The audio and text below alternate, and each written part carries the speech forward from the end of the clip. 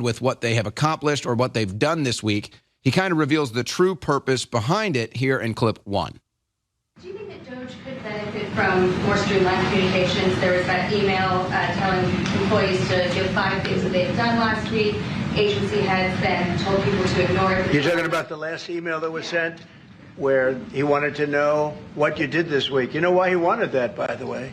I thought it was great. Because we have people that don't show up to work and nobody even knows if they work for the government. So by asking the question, tell us what you did this week, what he's doing is saying, are you actually working?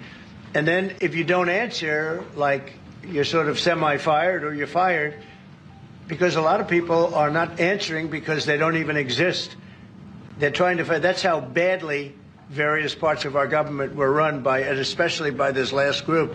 So what they're doing is they're trying to find out who's working for the government. Are we paying other people that aren't working? And, you know, where is all this? Where's the money gone? We have found hundreds of billions of dollars of fraud so far, and we've just started.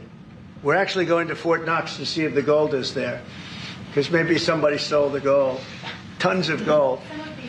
So I think it was actually, there was a lot of genius in sending it. We're trying to find out if people are working. And so we're sending a letter to people. Please tell us what you did last week. If people don't respond, it's very possible that there is no such person or they're not working. So he briefly addresses the Fort Knox thing. We'll revisit that in a second. It's kind of a big deal. President Trump says, hey, you know, maybe they've robbed the gold from Fort Knox. And again, this is why I listen to talk radio, because it's like if you get 100 callers, one of the callers is going to be like, give incredible intel that you'll never get. So somebody that actually works at Fort Knox called into a talk radio show I was listening to this morning. I don't even remember which one. I'm just scanning the dial like a crazed person.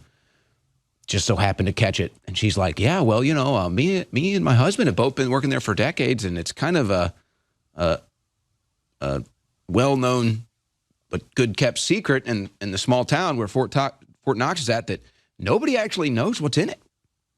It's like even the people, it's like nobody knows. Nobody has any clue what's actually going on in there.